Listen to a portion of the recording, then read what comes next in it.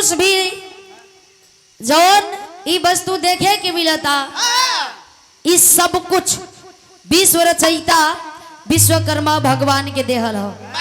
हर देवी देवता के अस्त्र शस्त्र देहल उन्हीं का ही देन हो। आई आम जनमानस के पास भी जौन चीज भी बा हर एक वस्तु ई उन्हीं के देहल हो। तो कह जला कि सुई से लेके जहाज तक उन्हीं के देहल बा। अगर ज्यादा बखान कइल जाई तो ये लोग कहिए कि सूरज के आगे दीपक दिखावे के काम करत अड़ी। ते ऐसे ना ज्यादा हम ना कहब। ई बिरहा के धरती है ऐसे ई बिरहा जहां से सुधीर जी गा के छोड़नी है वहीं से हम उठावत है।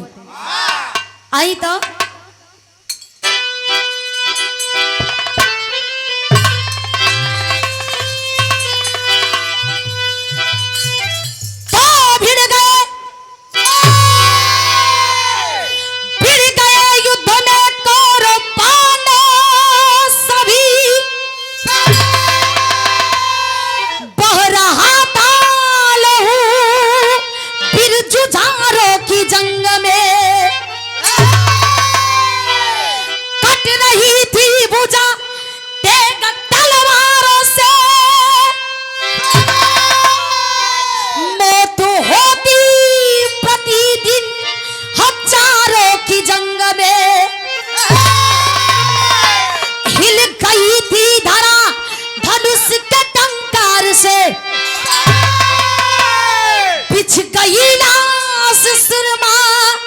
सरदारों की जंग में जो रणभूमि में सारथी कृष्ण थे जीत होती सदा पानीदारों की जंग में।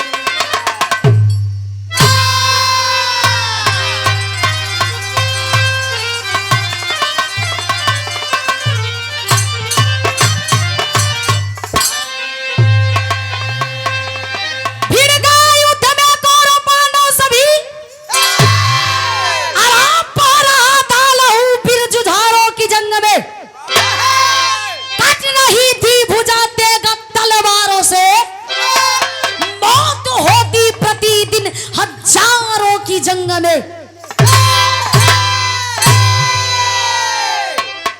आखिरकार दानवीर कर्ण के लाश के वही ताप्ती नदी के किनारे सुई के नोक भर पवित्र जमीन मिलल। वही पर भगवान कृष्ण अपन हथेली रख के उच्छिता के जलौले रहलन। लेकिन ए भैया आखिरकार यहाँ भी लाश गिरा था। जब यहाँ लाश गिरा था तो यह सवाल खड़ा होता बिरहा में एक लाइन गजल का टुकड़ा है का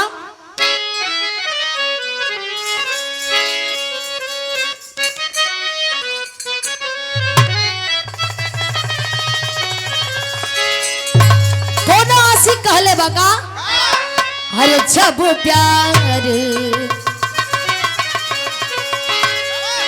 तनकी से बढ़ जाती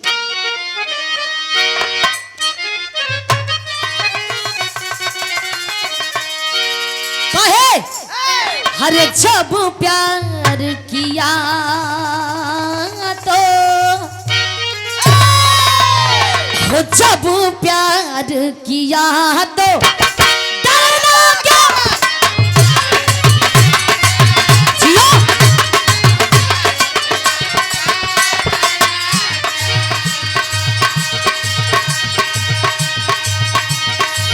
प्यार किया है कोई चोरी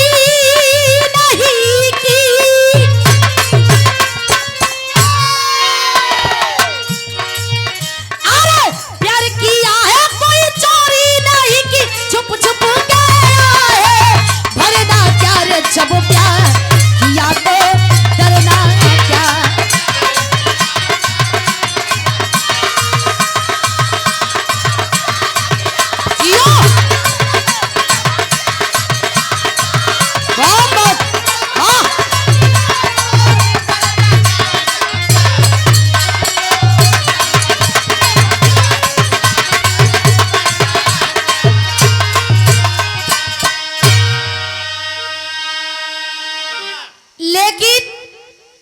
जी दर्शावत नहीं कि वीरन के भाव का होला, वीर होलन कैसन। महफिल में परिचय करौले का जरूरत ना होला, खुद ब खुद परिचय हो जाला। वीरन का तासीर हो का कैसे तनी आई।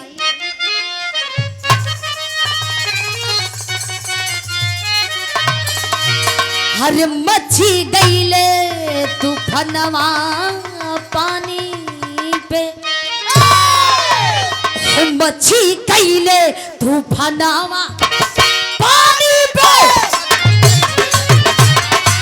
जिया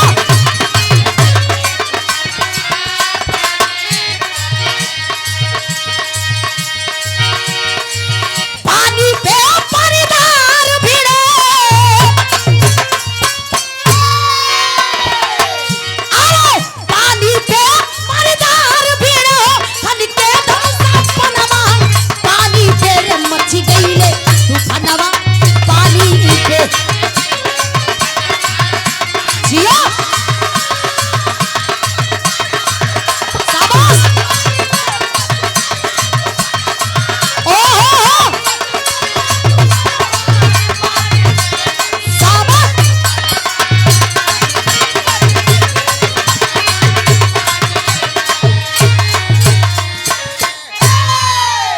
पानी पे पानीदार भिड़े, आखन के धनुष बनवा पानी पे। कितनी मार्का का लाइन लिख ले हुआ कभी जी।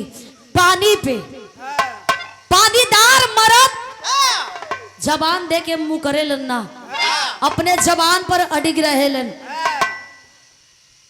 मान मर्यादा इज्जत सम्मान खातिर लोग अपन सर भी कटा देवेलन, लेकिन और कुल जे बहुत आदमी हो कि बात अभी यहाँ कुछ और कही, हाँ आए से कुछ दूर जाके कुछ और कही, हाँ मौगन के बातें कुछ और रहेला। लेकिन ब्याह का हमारे ऐसे से शुरुआत होता कैसे।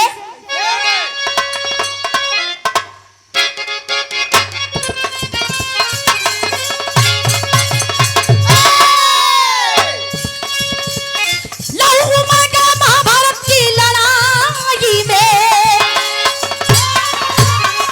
शाबाश जियो, ओहो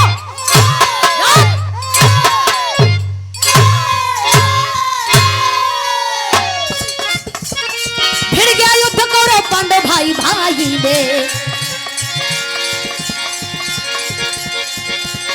एक तरफ भीष्म कर्ण द्रोण बलवान चले,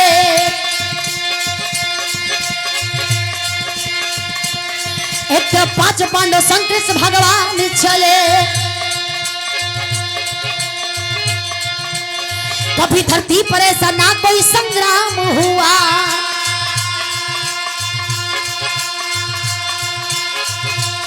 हस्तिनापुर के रणभूमि में घोराम हुआ। हजारों वीर उस समर में मारे जाते थे, फिर कुरुक्षेत्र में रोजाना लड़ने आते थे। शंका युधिष्ठिर के दिल में एक समाई है, शंका युधिष्ठिर के दिल में एक समाई है, क्या है बोल छिपा कैसी गहराई है। जियो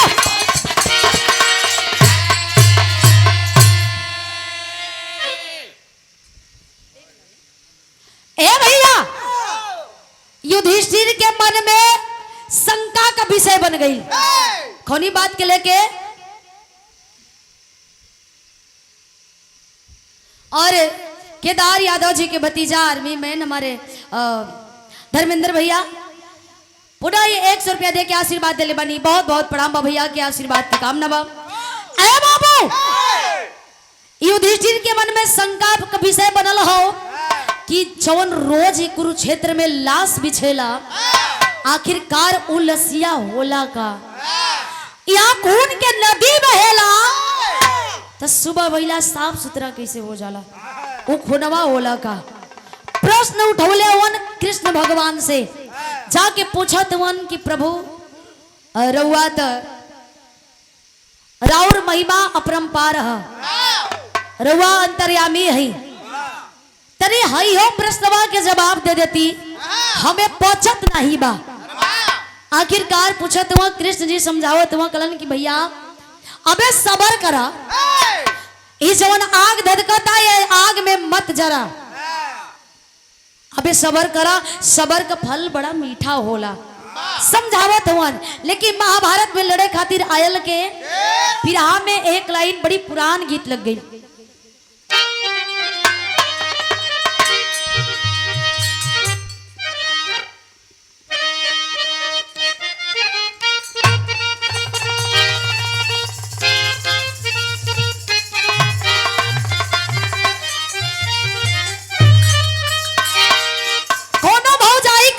अपने देवर से का कलश अरे छपरा सहरिया में अरे पी के लाचा रखवा देवर मोरा जोगी भइले जियो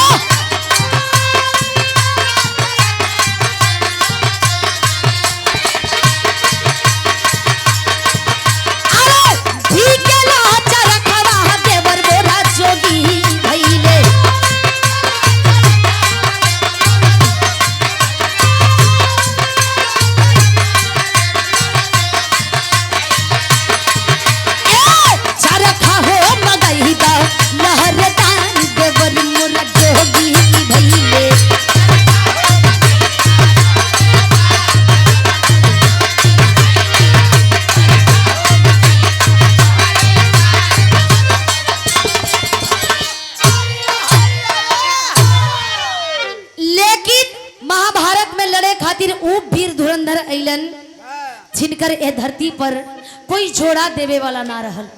कैसे भैया अरे कहिले तू पनामा दादा अरे भीष्म देव ने छनावा पनामा सन के हो लागल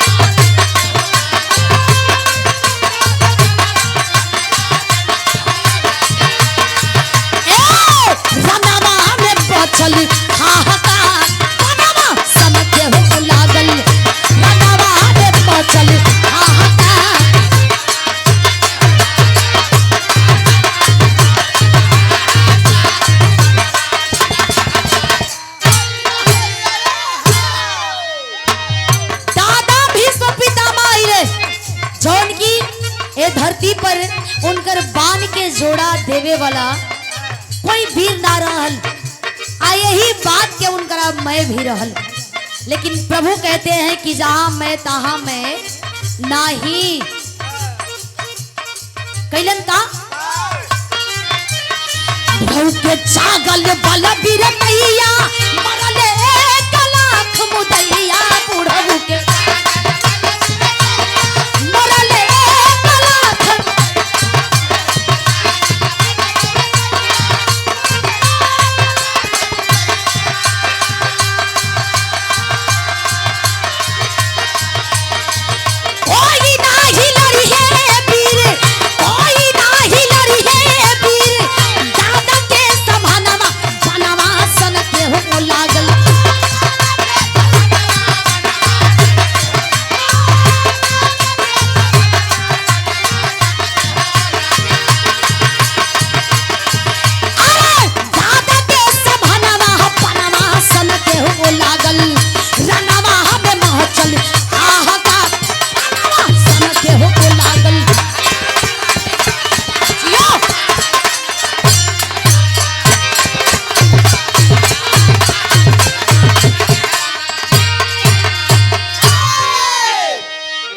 आखिरकार दादा भीष्म पितामह अइलन ओना समय में बुढ़ौती में भी बाण पर बाण चलावत हुवन और उनके बाण के जोड़ा लगावे वाला ए धरती पर कोई वीर ना बा।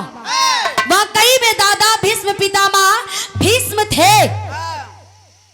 लेकिन अर्जुन जब देखलन तो उनके मन में चिंता का विषय बने लगल, सोचे लगलन। जाके कृष्ण जी से कहलन कि सुना ये नाथ, हे प्रभु, हई बुढ़ऊ आयल हुवन भीष्म पितामह और ए उम्र में इतनी बाण बेधत हुवन कि हमन के लगत है कि ऐसा ही ई बाण चलावत रहीहन तेकर अंजाम बड़ा बुरा होई। कृष्ण जी समझावत हो अर्जुन के कि अर्जुन निराश ना होखल जाला, हिम्मत से काम ला, हौसला ना तोड़ल जाला। हम जानत ही दादा भीष्म का वीरताई के और उनकरा से जुड़ल हर एक बात के भी। ए बाबू, कृष्ण जी बतावत हो अर्जुन से कि ये अर्जुन, दादा भीष्म का एगो प्रतिज्ञा रहल, जानत हुआ का कलन की का कलन की उनका प्रतिज्ञा रहल कि उनके सामने कोनो नारी या कोनो हिजड़ा आ जाई है तो उ बाण ना चले है। आ जानत हुआ ई काम के कर सकेला? शिखंडी, जौन की पिछला जन्म में अम्बा काशी रहल, ए जन्म में शिखंडी का रूप ले ले हो। अम्बा काशी का जब रूप रहल तो उस समय दादा भीष्म से बेपनाह मोहब्बत करत रहल। जब दादा भीष्म के पास जाके अपने मोहब्बत के इजहार कैले तो दादा भीष्म ठुकरा दिलन। ओही समय प्रण कैले कि ये अपमान के बदला तो उसे लेके रहब। आज शिखंडी के अपने रथ के सारथी बना के लेके आवा अर्जुन, पता चल जाई। दादा भीष्म के बतिया पता चल गयल, भनक लगल कलन की काय अर्जुन, ए अर्जुन, अब वो वीरताई ना दिखा था तुम्हारे अंदर। कलन की ना ना ऐसा कोनो बात नहीं के। दादा भीष्म एक बात कथुआ का कथुन भाव है,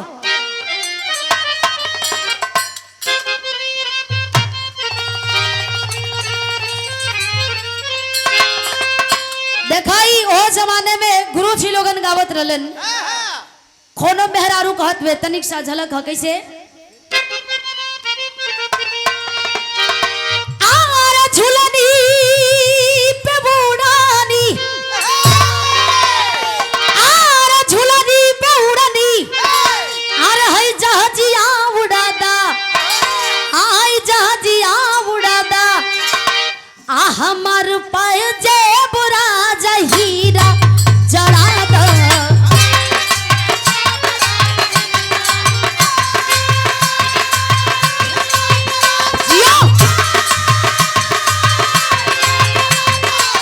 शाबाश, ओहो,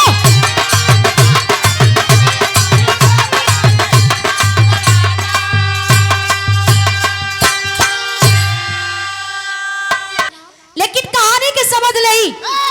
युधिष्ठिर बार बार कृष्ण जी से प्रश्न करत अड़न कि आखिरकार उलसिया होत का बा, उ खुनवा होत का बा,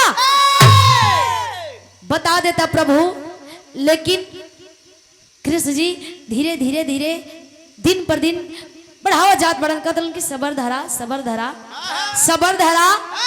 कलन ठेके हम हूँ देखा थी कितना दिन सबर धरवावेला। ए बाबू, जब अर्जुन से तनी बतिया कलन दादा भीष्म कि अर्जुन तोहरे बाजुअन में ताकत ना है, हमार बात सुनो कहत वन का,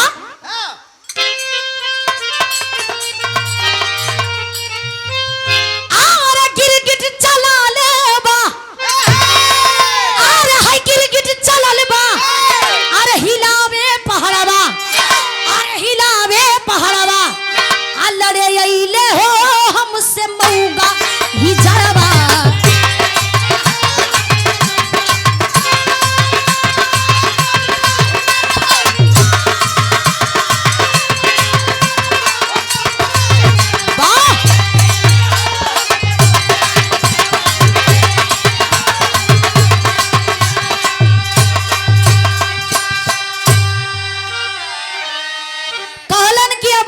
हमसे लड़ी, हम ये सुने कि हमें मिलल है। कलन की नहीं, कलन की सुना हमार बात सुना, कहत वन का, अरे भुजवा में दम होता, अरे भुजवा में दम होता, धनुषा उठावा, कुंती के लाल मैदानवा में आवा, कुंती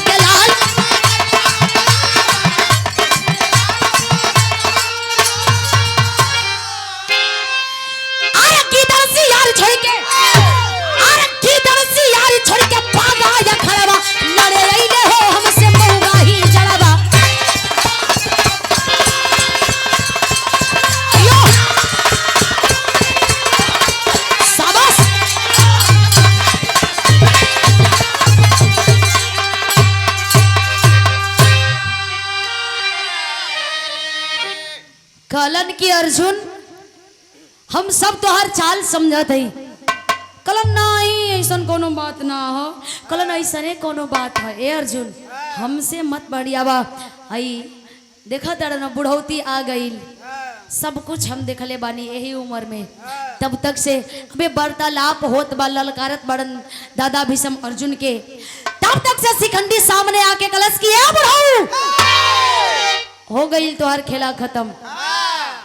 याद करा वो दिन जे दिन हम तोरा से प्यार के भीख मांगत रही, ठुकरा देला।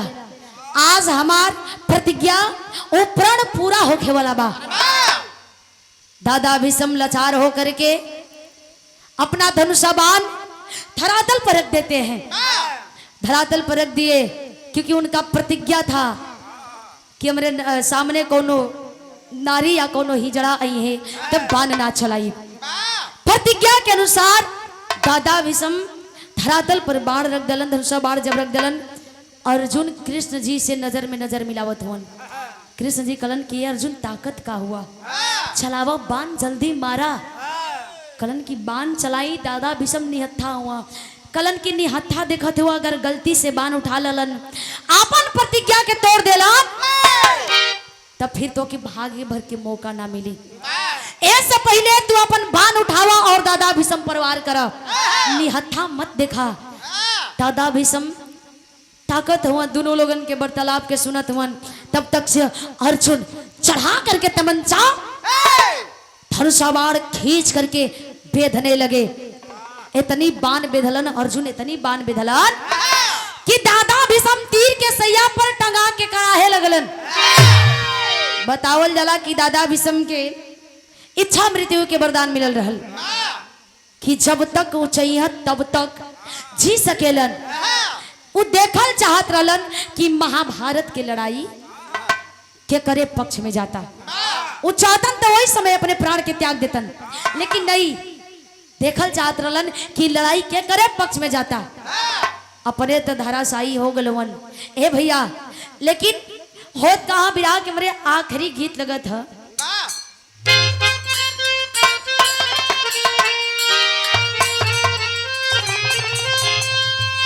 वह गीत बा देखो, पहले का गवैया जवन कुछ भी गावा एकदम चुन के गावा, आज तक वो अमर बा।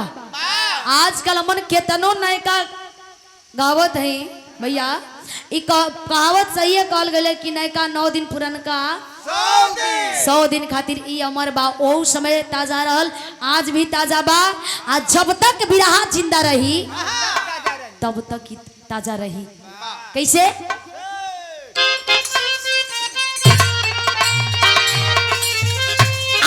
सासू मारता नावा, सासू मारता नावा।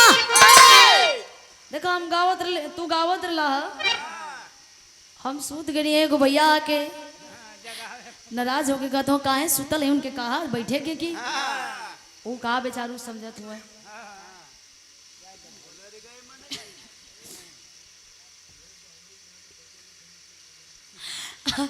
लेकिन हम अपने जनता अपने भगवान के खातिर कने की ना नींद ना आई भले हम ना सुतब, बैठ के आप लोगों के बीच में बैठल रह, तो आप लोगों के ई तसल्ली तो रही कि ना, दोनों कलाकार भाई अपन अपन कर्तव्य के निभावत बड़न।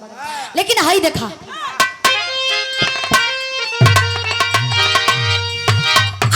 सासू मारता नावा,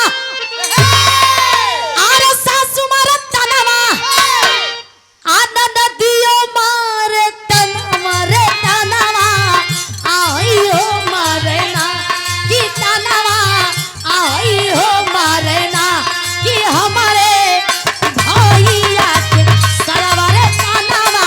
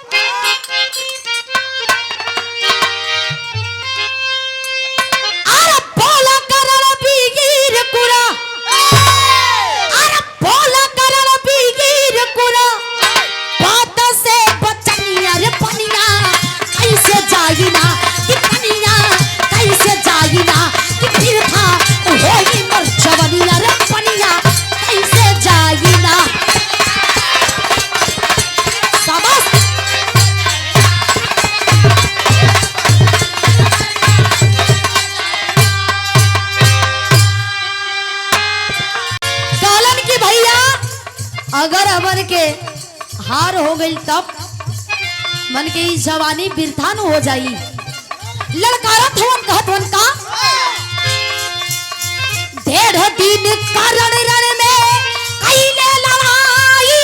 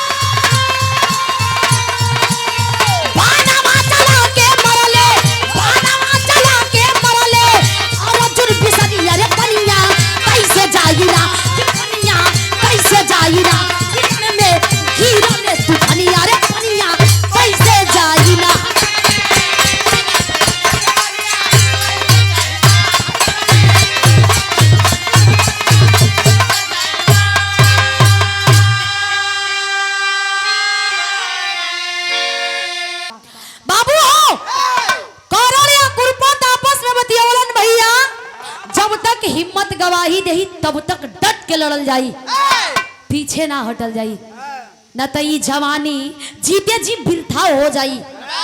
1.5 दिन तक लड़ले करण या कुरपात, 1.5 दिन तक लड़ले।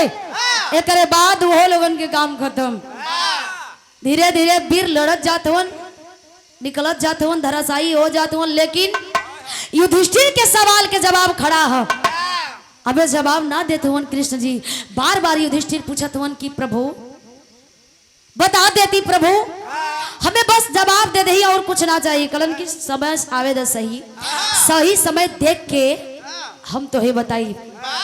इंसान वह सफल होला भैया जे सही समय पर सही प्रयोग करेला। समय के उपयोग इंसान करेला, ना तो इंसान के समय तो अपना लपेटा में ले लेवेला। ए भैया आखिरकार इतनवा अबे लड़त हुआ जंग जारी है, तो यहाँ कसौटी चढ़त का।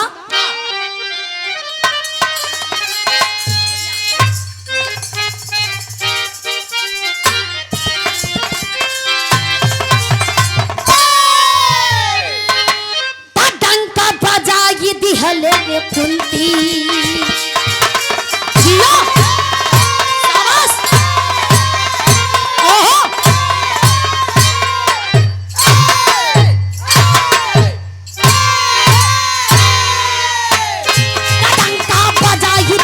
कुंती, टंका बजाई दिहले कुंती, के लाला नवा हो जवानवा रणवे मचौले तूफानवा ना। वाह भैया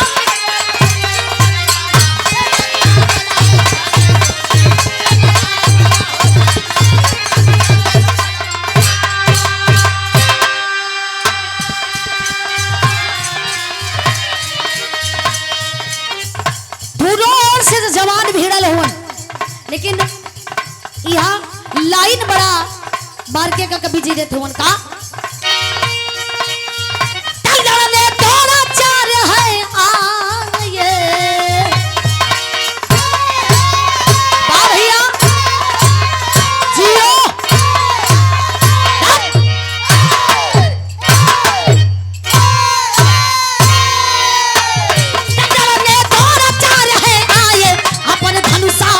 उठाए हो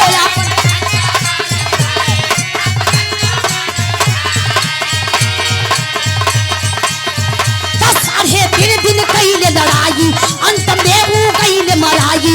भाई थी इष्ट तुम बकतले, भाई थी इष्ट तुम बकतले, गाना गाना हो जवाना मार में मतौले।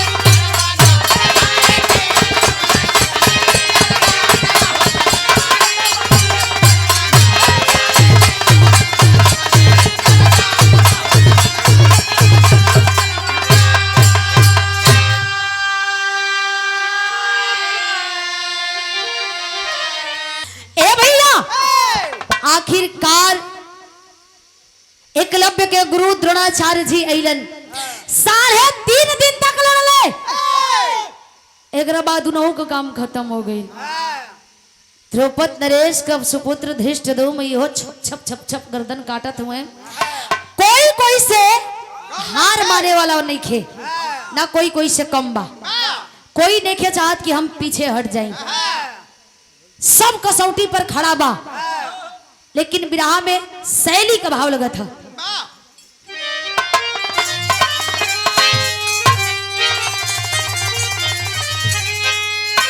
एक बढ़िया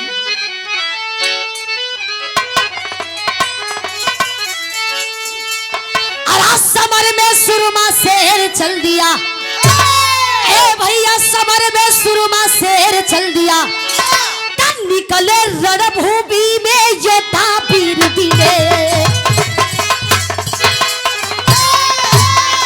जियो शाबाश।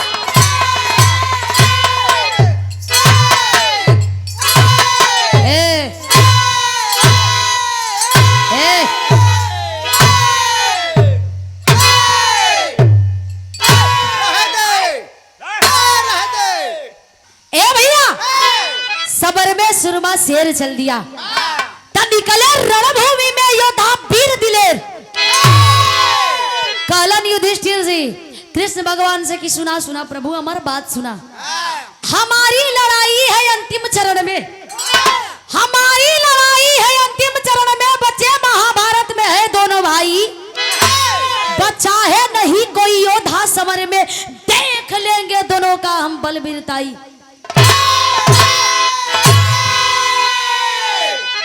पिता 16 दिन लड़ते लड़ते कन्हैया, पिता 16 दिन लड़ते लड़ते कन्हैया, और लड़का करिश्मा दिखाना पड़ेगा। एक शंका है भारी मेरे दिल के अंदर, तुझे मुरली वाले बताना पड़ेगा। कलन की बतावे के पड़ी। आखिरकार माजरा का है सब तू समझत हुआ, सब कुछ कैल धैल तोहार बतावा ही के पड़ी। कलन ना मन बा, कलम माने वाला सवाले नहीं खे, हमके जाने के बा। तब कलन की 16 दिन बीत गए भैया, 2 दिन और बाचल है। आ दुर्योधन आ दुशासन बाचल हुआ लोग, ये 2 भाई के तो हम देख ले। अब का कबर बा हाई सुखाइल आदमी से तो हम परेशान हो गए मानी सच्ची में। दूसरे के सपोर्ट में चलत हुआ ना घरी। हाँ तो देखा एगो बात होके क्लियर कर देती है। ए नहीं लक्षण का आदमी रहे ना तो जानत वो भैया का होला, कमाई चरनी या खर्चा या ठन्नी, ई लक्षण है बिलाए के। आ देही में मांस कम होके आ ढेर जोश जगे तो ई लक्षण है झाड़ झूल के चलना दही का गजब। लेकिन बड़न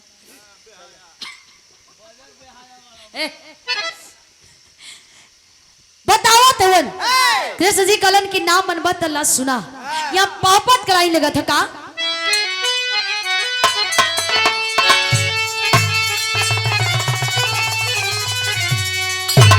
अरे कुरुक्षेत्र की लीला गजब है न्यारी भारी मनमोहन।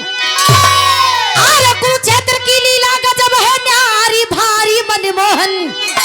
अरे लगे बताने धर्मों को बनवारी भारी मनमोहन।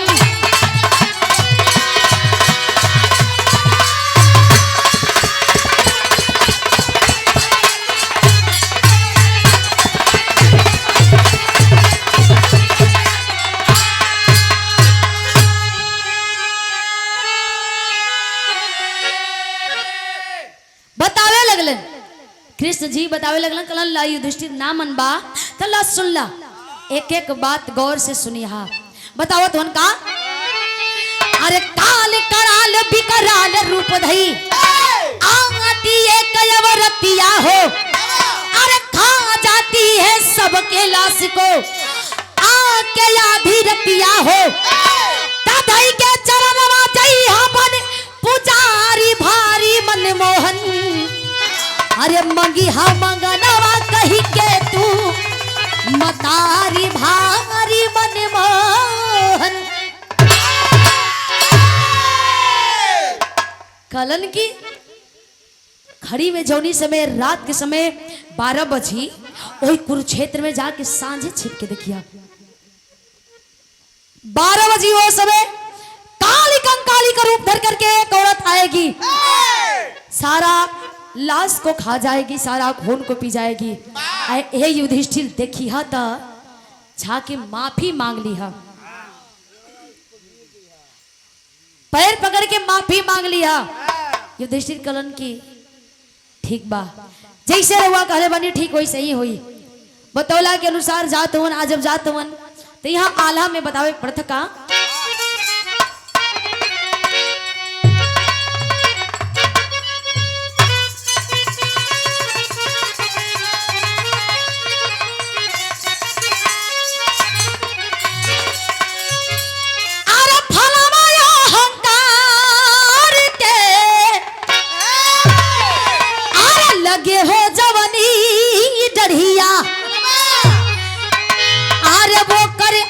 एक दिन हो ही हो बिना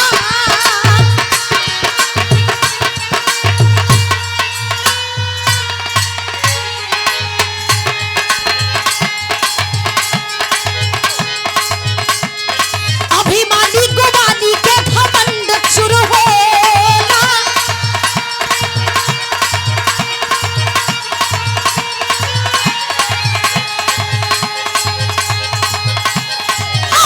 कुकरदी के होई चालाना,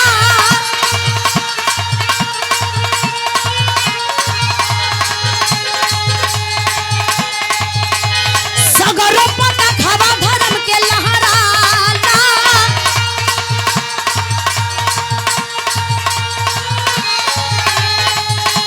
ओ करे जीवन में खिले पूजा पारना।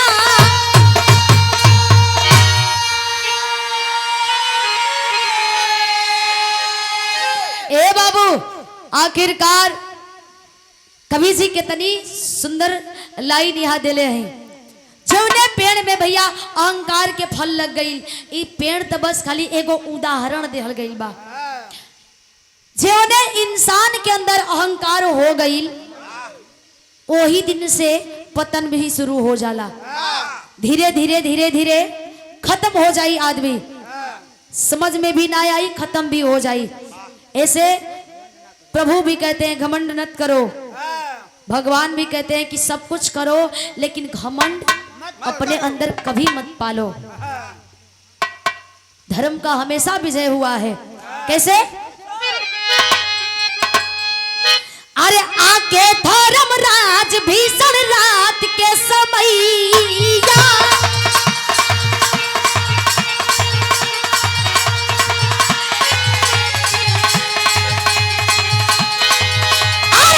के चरणवा गिरला भारी के हुल्ला,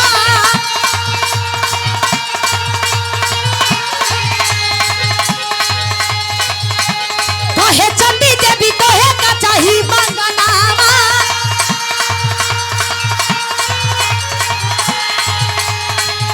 अरे पूरा तोहरा बेटा तोहरे मनावा किया,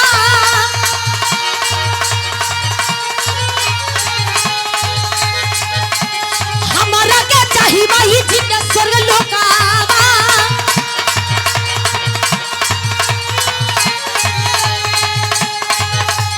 यो मस्त काही धाई लिया लिया का,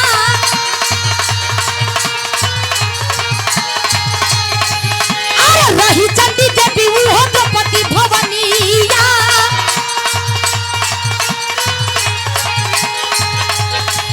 अरे खत रही रानावा में वो हारमा,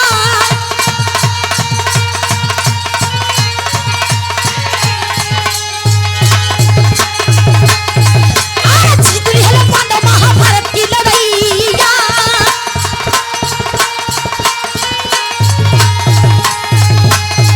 अरे जीतली है पांडव महाभारत की लड़ैया,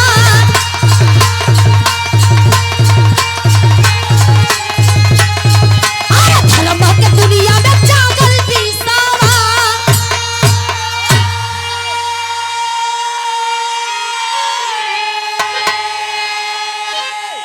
आखिरकार युधिष्ठिर जी युधिष्ठिर जी के बतौला के अनुसार जाके ओ कुरुक्षेत्र के रणभूमि के मैदान में छिप के देखत हुवन।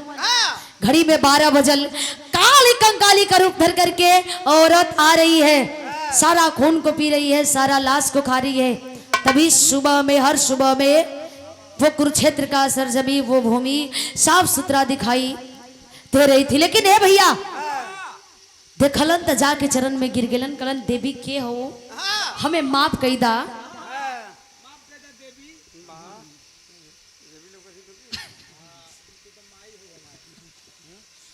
ए आखिरकार कलन की माफ कई दा, कली माफी ऐसे ना मिली। अगर माफी चाहत अड़ तो बर मांगला। देखा दिमागी हरकत। कलन की सुना, अगर देवे के हो तो चिंता स्वर्ग लोक दे दा, हमें और कुछ और ना चाहिए, खाली योम बस।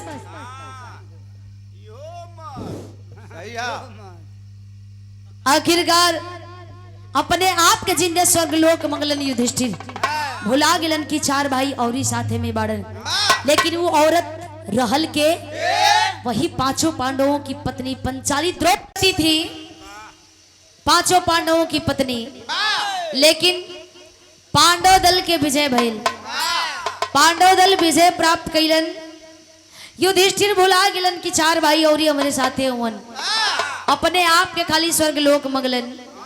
बतावल जाला कि यही जे स्वर्ग और नरक दोनों देखे के मिलेला, जैसन करनी वैसन धरनी वैसन यहाँ देखे के मिलेला। खड़ी कलाइन है का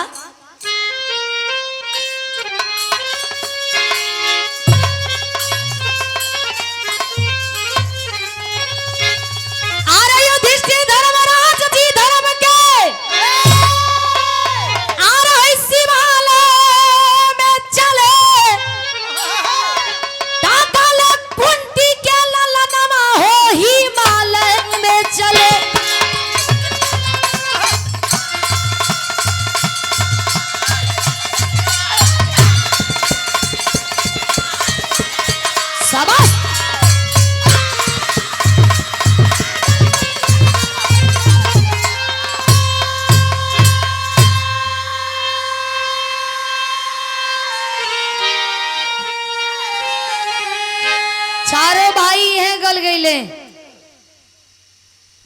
लेकिन मैं आ गई रहल, कौरव दल के अंदर मैं आ गई रहल कि नहीं लड़ाई जीतेंगे तो हम ही हर हाल में। हस्तिनापुर के राजा बनावल के गई, वीर परीक्षित राजा के, जौन की हर एक जीव जंतु हर एक प्राणी के भाषा समझे के क्षमता रखत रहलन। वही हस्तिनापुर खातिर लड़ाई छिड़ल, महाभारत भइल। लेकिन वहां के शासक, वहां के राजा वीर परीक्षित राजा के बनावल गई। आखिरी भाव का